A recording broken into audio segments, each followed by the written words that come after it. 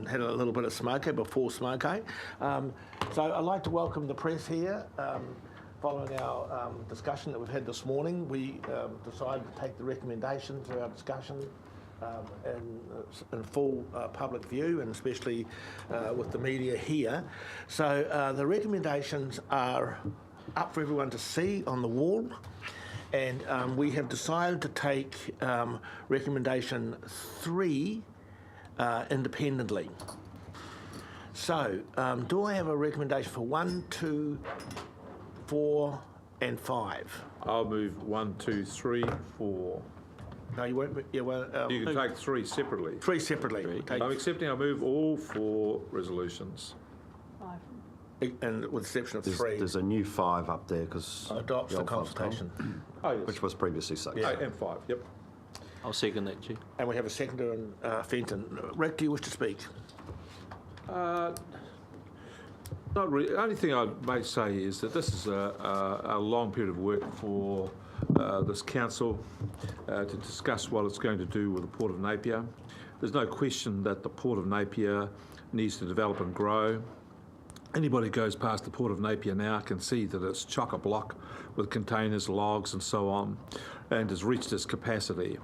The port is, the region is growing, and there's increasing demand on the port to expand.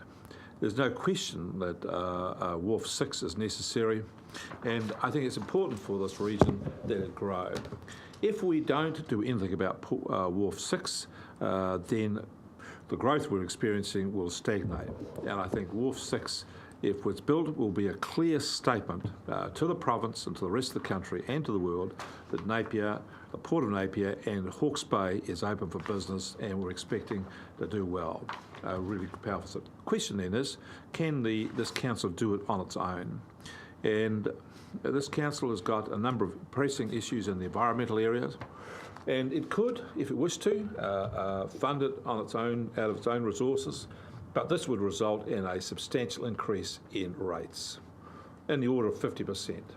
So we think it's best to go and talk to the community about that. First assumption this council has made is that we don't think ratepayers want to have a 50% rate increase. If they turn around and tell us they're happy with that, well, that's okay, we'll accept that. But if they don't want a 50% rate increase, then what are the options? We spent much time going through the options, and in the end, this council, after careful deliberation and advice, has come to the option that a limited IPO is the preferred option. Should people wish to go down this path, this is the best option. We have been careful, and we've hired outside consultants to advise us. We've hired people to check the checkers and check the numbers. We've consulted with the Auditor General. We've used our own staff, had our own internal processes, and this has been a very careful and deliberative process. So what this council is confronted with is competing pressures. We've had reports in the media in the past about dogs drinking water on the Tukituki River and dying. We have reports in the media about the sorry state of the lake at Tutira. We have deep concerns about the erosion on the hillsides in the northern part of the province. Erosion's filling up our rivers and sedimenting and killing off the breeding beds of fish in these areas. We are the lead environmental agency in this region, and we're under increasing pressure from the public, and rightly so, to take a stronger lead on environmental issues. So we can't do that and fund the Port of Napier at the same time and keep rates steady. So this is a big challenge for us. And so what we're basically saying to the public is we think that the capital that's required to fund Port Wharf 6 should come from outside of the resources of this council, so that we can then have the headroom to go and do the other things, and be mindful that we've got other significant investments to come in the near future. We all know that we're experiencing increasing amounts of global warming. We expect the events to be bigger and stronger, and most of our wealth is stuck out there on the Heretaunga Plains, protected by stop banks, which have a 1 in 100 year history capability. We need to move to 1 in 500 years. This is a significant investment.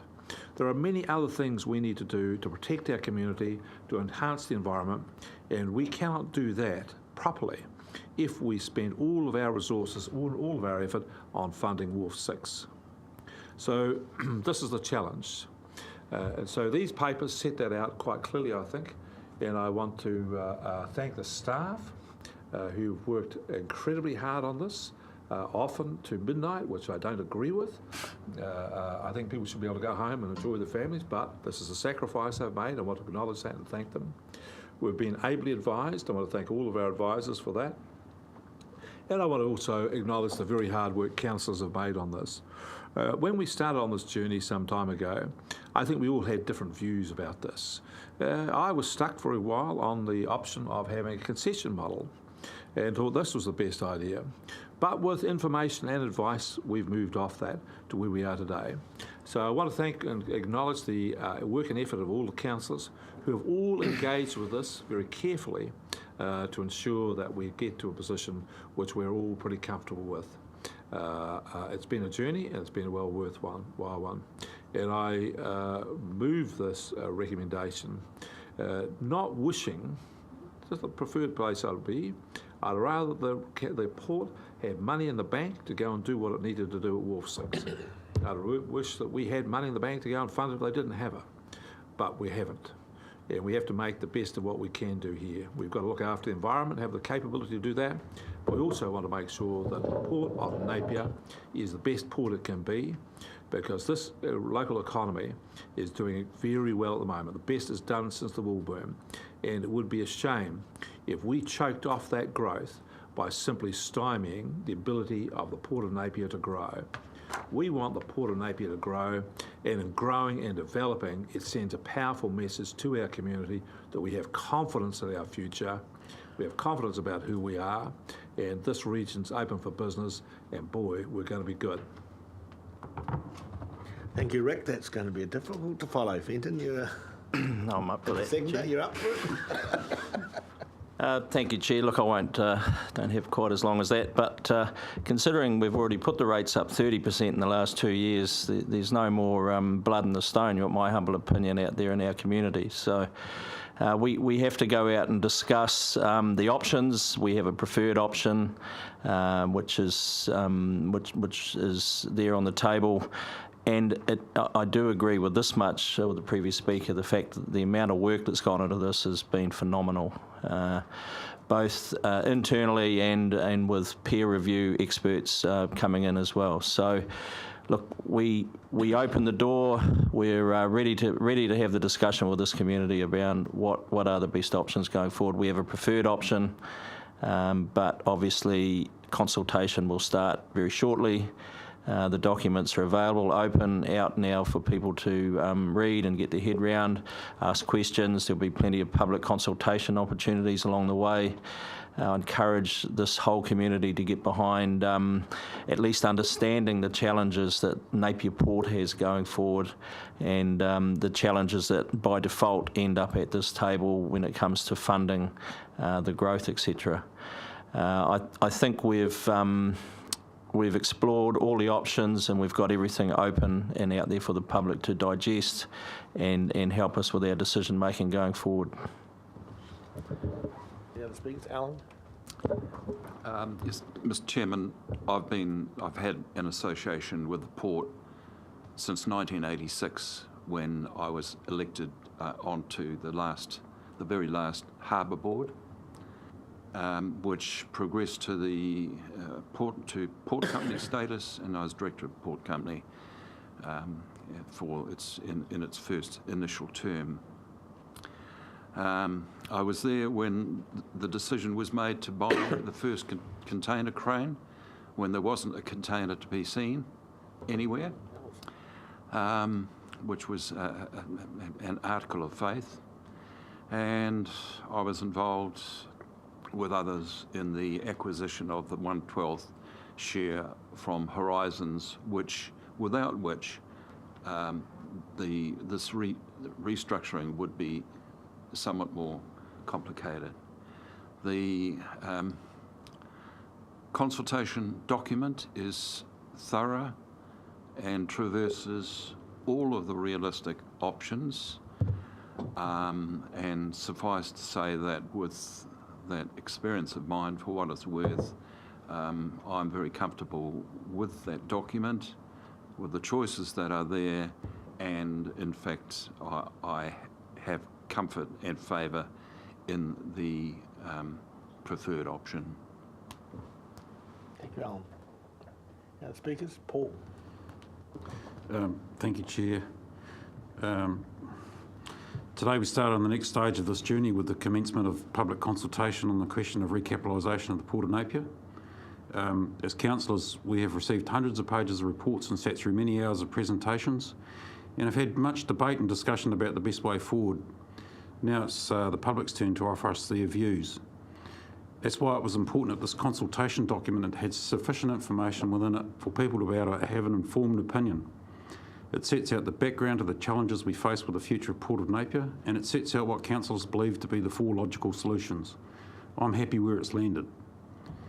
It would be fair to say that not everyone is going to agree with Council's preferred option.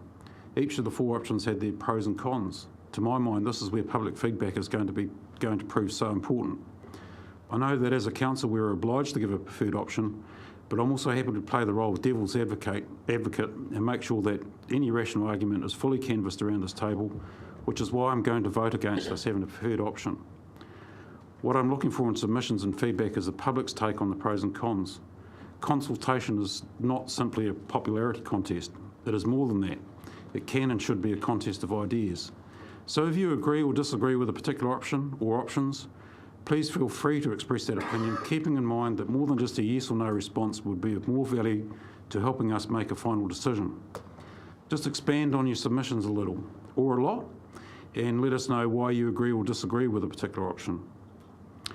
One thing I have found sitting around this table is that my fellow councillors go to great length to keep an open mind on things. We take the public's feedback seriously. So your attendance at one of the drop-in sessions or submission to this consultation document is important. You never know. You might even change some minds because you know something we don't. I'd also like to take this opportunity to offer to meet anyone, or either individually or as a group, to discuss the options before us. It's what I get paid to do after all. It's really important that the public should have access to the thinking that has led to this consultation document. Instead of having to just wade through hundreds of pages of reports, a face-to-face meeting may be a better option for you. Just get on the phone and email me. I'm always up for it. As for the option I do prefer, I don't actually have one yet. I'd rather the public make up their own minds on that. I also happen to think you deserve to have someone around this table who's prepared to say, look, Ma, the Emperor has no clothes on. So even though I disagree with the preferred option set out in the consultation document, I'm happy to support this motion to release the consultation document because to my mind it sets out the key arguments in an easy to read manner. I hope it elicits much debate and input from the public of Hawke's Bay. After all, the port belongs to everyone. It is our port. Thank you, Chair. Thank you, Paul. Anyone else? Tom? I actually think this is sort of an anticlimactic announcement here. I think the train left the station on the need for the port to make substantial investment a couple of years ago when we began to see what the growth in our orcharding world in particular, logging as well, the pressures that was putting on the port. Anyone who takes advantage of looking at the video that'll be on our website shortly about the congestion of the port and its increasing inability to handle the load that is placed on it currently, let alone in the future, will really have to come up with a inventive solution to investing in the port. I actually think the focus on the options is really a secondary issue. The main choice that our ratepayers need to make is whether an investment is needed or not. If someone can make a case that we do not need to make an investment of this scale in the port, I'd sure like to hear from them, because this has been on the table now for basically a couple of years, and no one has come up with an argument that the port does not need to grow in its capacity and does not need substantial investment to do so. So that's the threshold question to me.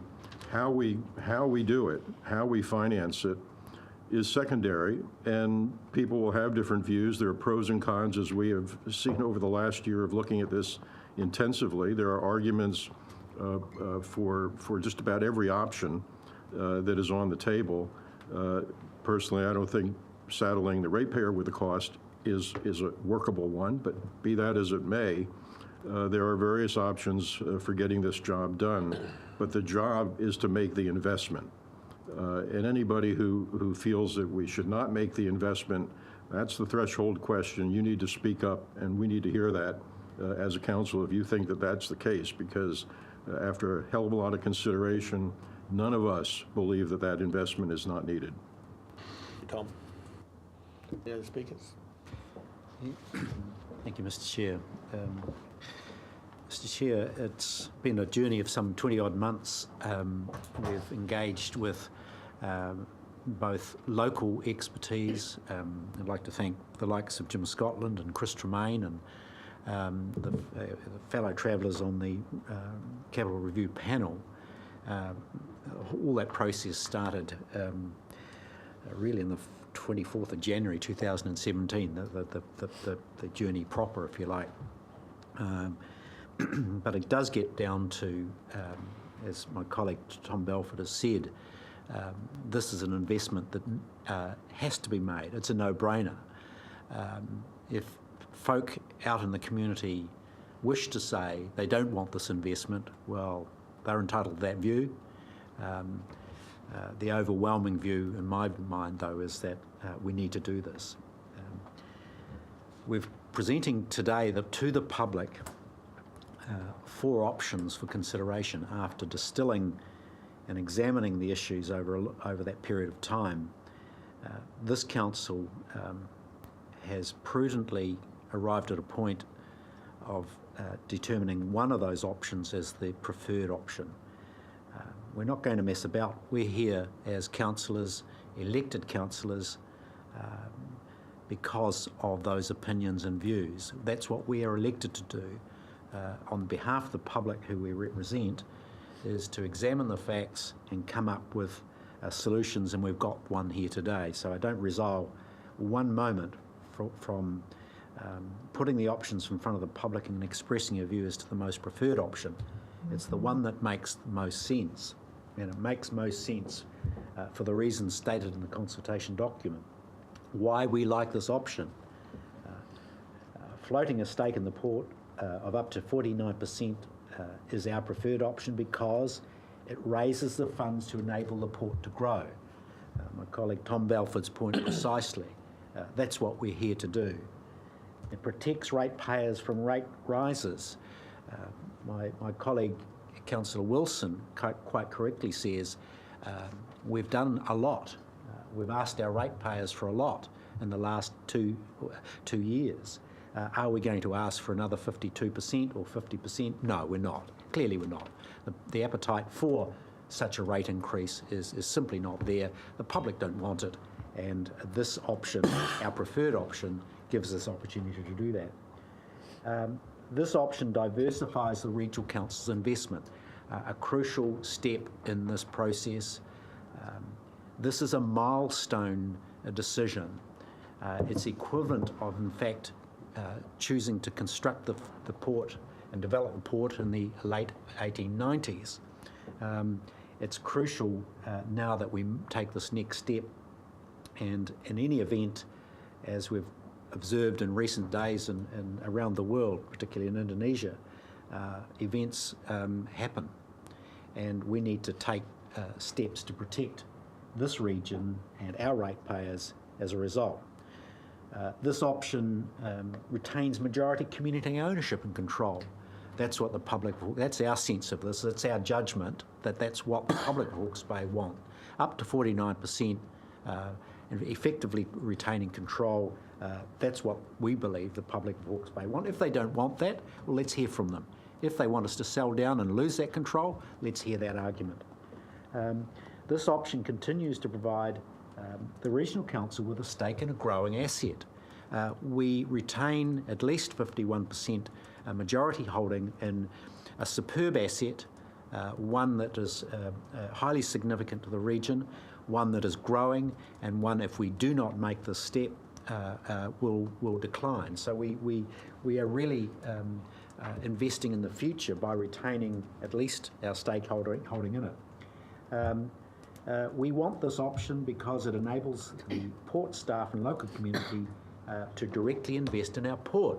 What a great opportunity we're presenting to the public of the Hawke's Bay and the region, the opportunity to invest, really consolidating the shareholding right across the region. So, Mr. Chair, I have no hesitation in putting these options in front of the public of Hawke's Bay. There's a clamour from certain quarters for the issue to go to referendum. That is simply a means of, if you like, further gauging public interest. And if the threshold of 5% of electors is achieved, well, so be it, good on them, then we'll go take that option up. But it's a judgment of this council, I believe, that we have done our job. We are the elected representatives. There is, we're doing what we're supposed to do and putting the options up, and now it's the public's turn to look at the issues and agree with us or not. And if they choose to seek their own personal individual mandate by way of referendum, well, so be it. We'll cross that bridge when we come to it. Mr. Chair, very happy to put these options in front of the public of Hawke's Bay. Thank you, Neil. Debbie, would you like to say something? Thank you. I'd like to acknowledge all of the people that have been involved in this journey in terms of addressing what we do in future-proofing the port. So the Port of Napier is a jewel in the crown in terms of regional assets, and it's one that must be protected and enhanced as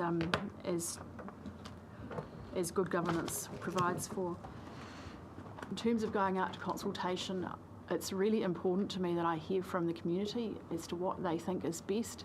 I'm yet to be convinced that selling up to 49% is the correct thing for us to be signing off on. So in that regard, I will be reserving my position at this point in time, just to reinforce that I'm looking forward to open and genuine welcome consultation going forward.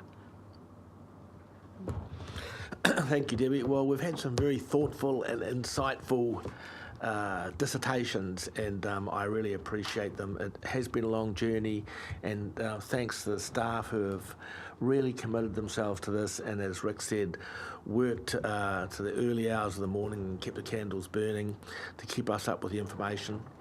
I guess everything's been said, but this is a good problem we've got here. What we have is a booming economy. For the first time in a very long time, certainly never happened before in my working experience in Hawke's Bay, that's a long time, we have all the stars are aligned on many of our commodities, perhaps all of our commodities. Lamb prices are up. The only one is wool, I guess, Fenton. Wool languishes still, but venison, lamb, beef, squash, the pipfruit industry is set to double, forestry's booming. There isn't anything that the world is demanding and wanting our produce. And the only way we can get it to them is through that port. And having that port as a competitive, efficient vehicle to do that has always been crucial for Hawke's Bay, and more so now that we have this booming economy. Because one of the things about our people, our farmers and our industrialists, when they see the commodities go up, man, do they hit the straps. So you're seeing huge investment in Heritonga and Central Hawke's Bay, and it's starting to happen in Wairau as well. And they need that port because it's absolutely vital to them. But the port can't cope as it is now. And I know this has been said, so I don't want to linger on it. We need to invest in the port. The board of directors of the port are telling us that. The executive of the port are telling us that. And the union, who I've spent some considerable time with, are telling us that as well, and the staff. So everyone who really knows about that port is telling us we need this new wharf. And as Tom pointed out, I haven't heard a contrary view to that, really, that one that's been sustainable. So the decision really is how we fund that. And we are going to take that item separately because there is some dissension in the ranks on that, on how we do fund that. So we'll take that separately. But on the resolutions and on the points we've got before us, I think the argument is very, very compelling. So thank you for everyone's support. I know councillors who have done a whole lot of work on this and talking to people in their community. It's taken us a long time and we've changed our minds. We've changed our minds as a result of talking to the union. We've changed our minds as a result of talking to people in our community. So it's been an interesting journey for us. And as I said to the port staff last night, this council just represents the community. We don't know about ports, we don't really have expertise in high finance. So it's been an interesting journey for us learning about those and learning who we trust, and some people have who we don't trust, and not that we don't trust, but we haven't taken everyone's point of view. So as a group of people, I'm really proud of the way that you have put your shoulder to the wheel on this one and gone through the phenomenal learning curve, not only on the port structure, but on the financial structures, possibilities and options around that. So I'm very happy to pass it back to Rick. Have you got any further to say, Rick, as the mover? Thank you, Chair. I just make a couple of concluding remarks. I think it's fair to put it on the record to the public that this council's mind is completely open on this consultation process.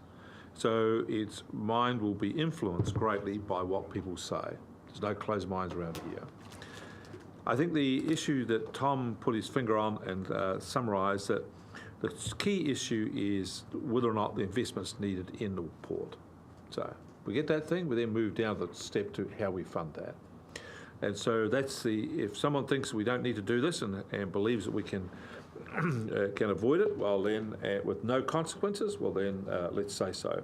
But if the consensus is that the investment's needed, and I think that's where it is, then we come on to how to fund it.